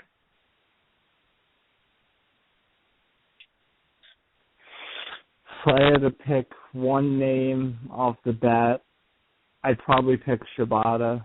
I feel like those guys can get in there, get technical, slap the shit out of each other, beat the hell out of each other. I think it would be a great match. Him versus AJ Styles, if AJ Styles is still there, and if Alberto Patron does go there, him versus Okada, I think would be a phenomenal match as well. I think he could click really well with Okada, so those are some of the matchups I'd like to see if he does go. Yeah, definitely, and maybe this might affect Lucha Underground as well, because Chris did mention Chris and Joseph said he will be there, and then he denying like it's not a confirmed thing, but we'll see how that affects them in Lucha Underground. And supposedly he's a little upset that they were supposed to build Lucha Underground around him, but unfortunately, it's obviously if you watch the show, that does not happen. Has not happened yet, so. We'll see. We'll see how the future goes. If he will either return to WWE, I doubt he'll sign with TNA. I mean, it'd be crazy if he does sign with TNA. But or if he'd like to stay with AAA. I mean, I'm sure he's happy down there in AAA and do some work with Lucha Underground, and he's still their champion out there. So we'll see. Speaking about AAA, Mike Bailey signed, and rumor has it he's going to be part of second season of Lucha Underground. You guys thoughts of that, starting with Tom? I mean, extremely happy for Mike Bailey. The guy is so damn talented. He deserves it 100%. I said the same thing when, Brian Cage got into Lucha Underground and AAA. A lot of these American wrestlers getting exposure down in Mexico and leading to bigger and better things. It's great. I would love to see how they could portray Mike Bailey in Lucha Underground. There's so many possibilities that they could do with his character, and who he can match up with. I mean, just thinking about Mike Bailey going against Phoenix or teaming up with Phoenix, something along those lines, is going to be awesome if he does, in fact, appear on the second season of Lucha Underground. So, like I said, really happy for the guy. Can't wait to see what the future holds. Mike Bailey is definitely becoming one of the hottest commodities on the independent scene. He's going to be working all over the place. So it's good. The guy deserves it 100%. Yeah, definitely. Matt, what's your thoughts of Mike Bailey into Lucha Underground? There's a highly rumored he is hanging out there. It's very interesting. I think he's blended with a lot of the guys on the show. I've been actually catching up with the show. Good news here. About 20 episodes in and kind of seeing what's going on and everything. And I'm really a big fan of the show, really interested and intrigued on how it's shot and everything. Mike Bailey, though, he's going to fit in really well if they end up using him. So hopefully he does. Repping Canada on Lucha Underground. That'd be awesome. Holy shit, you know what? He'll be the only Canadian there. Holy shit. I just realized that. But, yeah, it'll be great. Like, I'll be going to the show on November 14th. But Matt, I've already tried to catch everything before January, because that's when the second season will start. So on the El Rey network, but I don't think you have El Rey in Canada, but I'm sure you can find it somewhere like on YouTube or something. So yeah, Lucha Underground is going to be we'll be very interested this next season. Who knows who'll be showing up? Hopefully, don't bring any bums like I don't know, freaking Brodus Clay. But he's still in TNA. But yeah, we'll see what happens. And it's been way too long since Lucha Underground's been gone. I fucking miss the damn taco truck and all that stuff and the bar there. I mean, I suppose I wish when you were here, Matt, there was a Lucha Underground show so you could experience it. But fortunately, there was no Lucha Underground show at the time. So, yeah, we'll see what happens with this new season coming up. And the rumor names out there that's coming, it seems very interesting. So, yeah, and the Triple H talent, like the Cycle Circus could be coming down, who knows? So, yeah, it'd be very, very, very interesting. Yeah, so we'll see what happens. And, yeah. All right, well, we're getting close to the end of the show. Just letting everybody know, I'll be at WPW tomorrow night, and Sunday night I will be at Stardom USA. He'll be with me in there. But you can follow him at WH Skids because he hanged up for some reason. Yeah. Oh, that's me. He's back on. Skids, what's going on, man? What the hell happened to you? Why you ending the damn show? It's only 10:21, bro.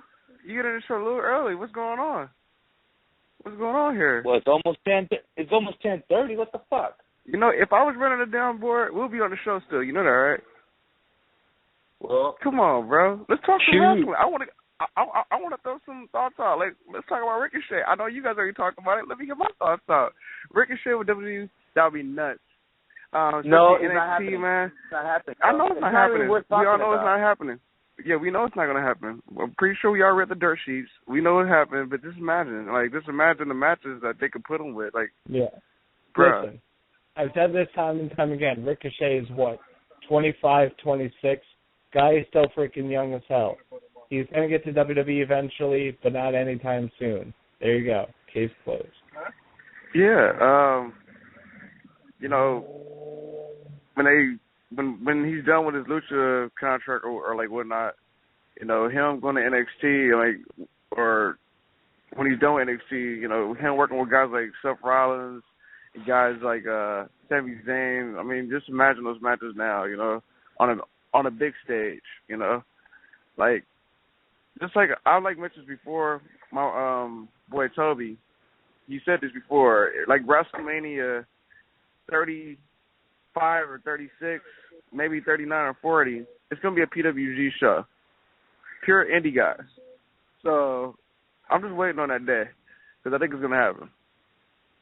And I told Oscar wants to end the show.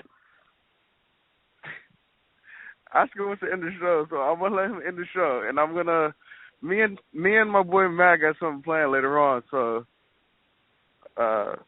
yeah. Let's go ahead and end the show, bro. Well, all right, but people have to work tomorrow morning, so. I mean, right. It's cool. Hey, Pikachu! They're calling you. Oh, we saw a dude. we just saw, hey, I'm in the streets, bro. I just saw a dude just like Pikachu. So I was just calling a guy just like Pikachu out here in L.A. You know how it is out here in L.A. Yeah, you're probably in the weird part of L.A. Hope you're not in West Hollywood. But anyway. Nah, I'm actually on Figueroa. I'm on Figueroa by USC. Figueroa. That's what the hookers are at. I see. All right. But anyways, I'm gonna this is end the show. You just follow us at WrestlingHeads on Twitter, Instagram, like us on Facebook, Periscope. That's where we put our Santino shows out there. Just go to WrestlingHeads.com, check out our blogs and other stuff on our website. And shout out to the writers. Shout out to Seth Rollins. Shout out to Lindsay. Shout out to Chase. Everybody that writes for us. They all doing a great job. Yeah. And just buy our shirts. Go to ProWrestlingTees.com/WrestlingHeads. Support us. Yeah, I think Tom needs to get one. And you can follow me at Sinister632 on Instagram, Twitter, and Periscope. And, like I said, me and Skits will be at Stardom USA this Sunday. We both will be there now that the Dodgers lost. So we both will be there. Wow. You would mention that, right? Well, what the fuck? It's the truth. If they won, you wouldn't have been there. Shit. But go ahead, end the show. Yeah. Tom, go ahead, give out your plugs and fuck the Mets. Yeah, let's go Mets. No, let's go Cubs. Fuck it. Anyway, so you can follow me on Twitter at @2tweetme. My Periscope is the same exact thing. Real quick, going to throw out a plug for another show going out this weekend. AIW, Big Trouble in Little Cleveland, obviously a playoff of Big Trouble in Little China. Huge event. The legend himself, Terry Funk, is going to be there. The event's going to be headlined Absolute Title, Ricky Shane Page going against Raymond Rowe. We have Johnny Gargano going against Amazing Red, Eddie Kingston and Josh Prohibition, Candice LeRae and Cedric Alexander going one-on-one. Hot Sauce Entertainment of Tracy Williams and Tyson Dukes going against Tracy Smothers and Little Guido. So much going on in this event. If you're in the Cleveland area, in the Ohio area, make sure you're heading down for this event. Support AIW. This is a big event that they got going on. A lot of great matches, a lot of great talent. And I'm looking forward to seeing this one when it comes out on AIW Archives or Smart Mark Video. I want to see that Gargano Amazing Red match. That sounds like a really good one. Yeah, is it my turn? Yeah, go for it. I'm WH Skits, people. At WH Skits. I'm the guy that's being held by Tommy Lasada on the Abbey. That's me. WH Skits. You can follow me on Twitter. WrestlingHeads.com, like Oscar said. I'm Periscope. You know, I'm on there every now and then. I haven't been on there too much lately. Facebook.com/WH Skits. Find me on there, too, if you want to add me on there. Yeah, just find me this weekend at the show. Stardom USA. Very excited to be at that show. That's all I have to say. Hashtag EPN. Hashtag WHRADIO. Hashtag We Are Elite. Go ahead, Matt. Hashtags. I just got off the line, like I said, with Tracy Williams. That'll be uploaded either tonight or tomorrow to check out before the Big Evolve shows this weekend. So check that out. Let's see here. I interviewed Mick Foley ahead of his big 2015 World Tour, taking over Ontario this weekend. It actually started tonight in Belleville. So you can check that out at youtube.com/Weekly Wrestling Podcast. At Weekly W Podcast, ProWrestlingTees.com/WWP. We got a ridiculous sale going on. Grab bag special, 3 mystery WWP shirts for only $25. Basically paying for 1 shirt and you get 3 shirts out of it. So I definitely recommend taking us up on the deal. It's only at live events only. So, yeah, catch us at a live show and take advantage of the offer.